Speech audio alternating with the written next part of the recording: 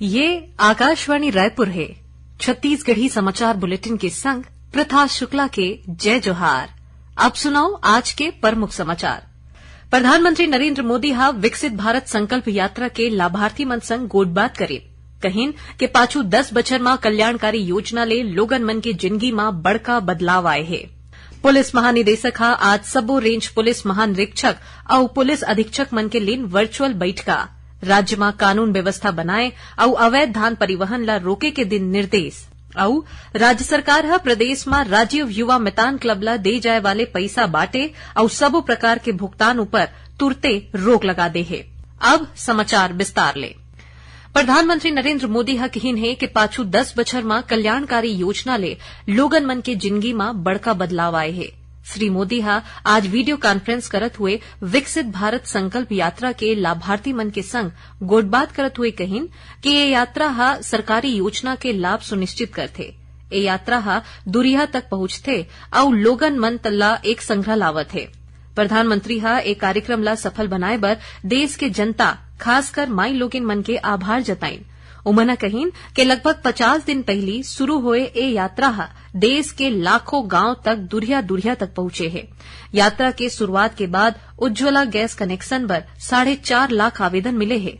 प्रधानमंत्री हा कहिन कि 1 करोड़ ले ज्यादा आयुष्मान कार्ड बांटे गे है और 1.25 करोड़ लोगन मन के स्वास्थ्य के जांच हुए है।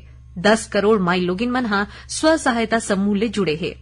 श्री मोदी हा कहिन के एक जिला एक उत्पाद पहल हा लोगन मन के जिंदगी में बड़का भूमिका निभाही। विकसित भारत संकल्प यात्रा के उद्देश्य केंद्र सरकार की योजना के फायदा बेरा राहत सबो लाभार्थी तक पहुंचाना सुनिश्चित करना है।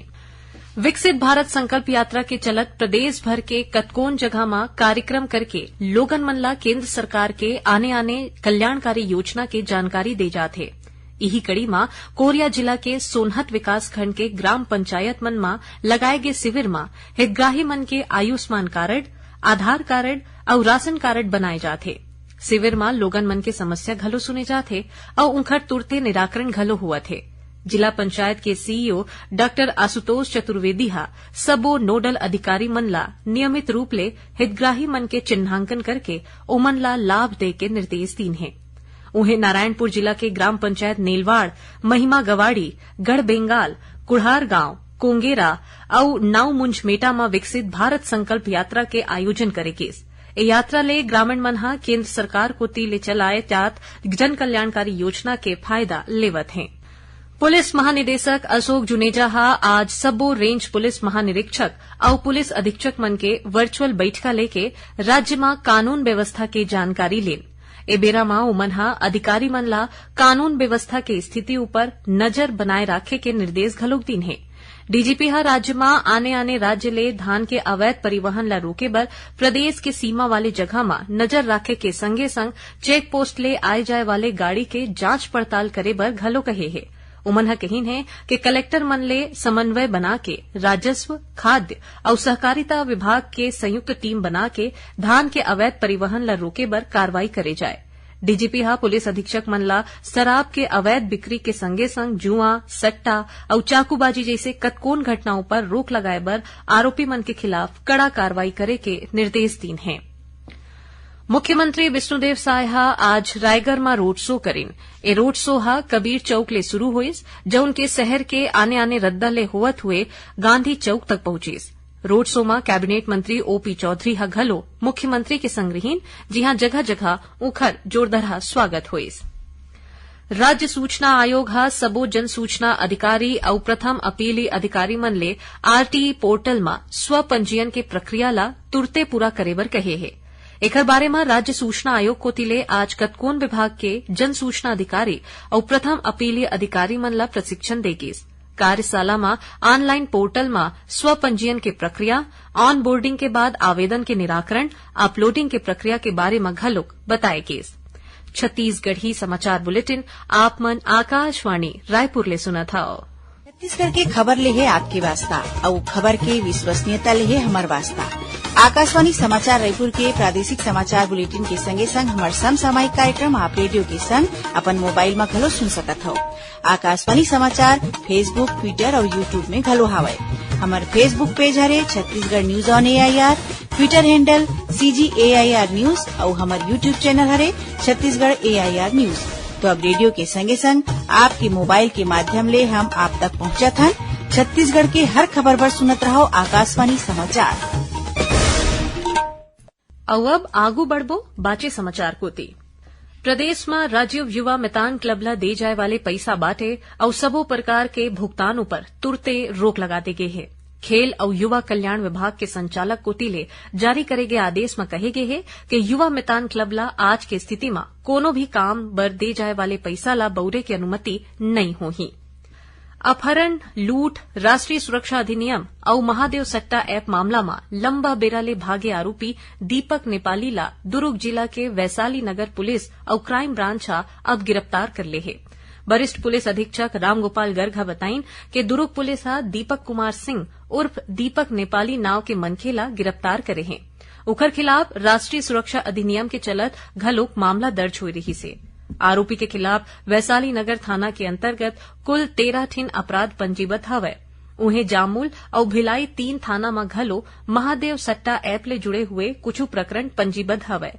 बताए गए है कि आरोपी नेपाल में रही के महादेव सट्टा ऐप के मुख्य आरोपी सौरभ चंद्राकर के कहे में पूरा छत्तीसगढ़ में ऑनलाइन सट्टा खिलावत रही से। जांजगीर चांपा जिला में चोरी, उठाईगिरी और लूट के घटना ले किसान मन ला बचाए बर पुलिस कोतिले जागरूकता अभियान शुरू करे गए है।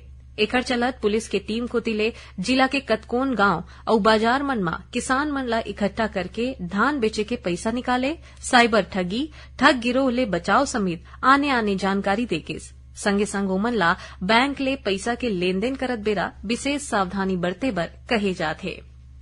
दक्षिण पूर्व मध्य रेलवे के रेलवे सुरक्षा बल कोतिले ड्रग्स तस्कर मन के खिलाफ ऑपरेशन नार्कोस अभियान चलाए जाते, जेकर चलत अभू तक करीबन 1250 किलोग्राम नशीला पदार्थ जब्त करे गए है, जेकर कीमत 1.5 करोड़ रुपया ले ज्यादा बताए गए है। ये मामला में रेलवे सुरक्षा बल 119 जिन मनखे ला गिरफ्तार करके प्रवर्तन एजेंसी ला सौंप दे है। जानबा के अनुसार रेलवे के माध्यम ले नशीला पदार्थ के तस्करी के खिलाफ ये अभियान 5 बछर जून महीना में शुरू करेगी रहीस।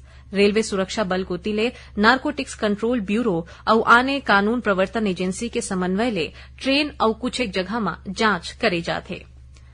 मध्य रेलवे के सांगली मिरज जंक्शन सेक्शन में 25 दिसंबर ले 6 जनवरी के बीच दोहरीकरण के काम बूता चलत है, जेकर सेती दक्षिण पूर्व मध्य रेलवे ले होके चलैया कुछ ट्रेन के अवई जवई प्रभावित रही। 25 दिसंबर ले 5 जनवरी तक गोंदिया कोल्हापुर एक्सप्रेस पुणे तक ही चलही। वहीं 26 दिसंबर ले 6 जनवरी तक कोल्हापुर गोंदिया एक्सप्रेस ट्रेन कोल्हापुर के जगह में पुणे ले ही गोंदिया बर रवाना होही। इही बीच रायपुर रेल मंडल के दगोरी फाटक रेलवे संपार फाटक में रेल पथ डाउन लाइन बनाए के काम के सेती 29 दिसंबर के बिहिनिया 8 बजे तक ए रद्दा बंद रही। अब थोड़कुन समाचार सारमा। रायपुर के सरदार बलबीर सिंह जुनेजा इंडोर स्टेडियम में काली वीर बाल दिवस के मौका में नवा सुरुज कवि सम्मेलन के आयोजन हुईस, जेमा मुख्यमंत्री विष्णुदेव साय घलो शामिल हुईन। राजनांदगांव जिला के भाजी डोंगरी गांव करा 2 ठिन गाड़ी आपस में टकरा गए, जेमा बस के ठोकर ले मोटरसाइकिल सवार एक जिन जवान लड़का के मौत हो गए। और विभागाध्यक्ष राजपत्रित अधिकारी संघ और शासकीय कर्मचारी संघ कोतिले 3 जनवरी ले नवा रायपुर के सेक्टर 25 राखी गांव में नवा रायपुर प्रीमियम लीग के आयोजन करे जाही, जेमा क्रिकेट के अलावा बैडमिंटन, कैरम और वॉलीबॉल के प्रतियोगिता होही। आखिर में प्रमुख समाचार एक घाव फेर। प्रधानमंत्री नरेंद्र मोदी विकसित भारत संकल्प यात्रा के लाभार्थी मन संग गोटबात करीन, कहीन के पाछू 10 बछर में कल्याणकारी योजना ले लोगन मन के जिंदगी में बड़का बदलाव आए है। पुलिस महानिदेशक आज सबो रेंज पुलिस महानिरीक्षक और पुलिस अधीक्षक मन के लिए वर्चुअल बैठका, राज्य में कानून व्यवस्था बनाए और अवैध धन परिवहन ला रोके के दिन निर्देश। और राज्य सरकार प्रदेश में राज्य युवा मितान क्लब ला दे जाए वाले पैसा बाटे और सबो प्रकार के भुगतानों पर तुरते रोक लगा दे है। एक संग छत्तीसगढ़ी समाचार बुलेटिन इहे सिरावत है। जय जोहार।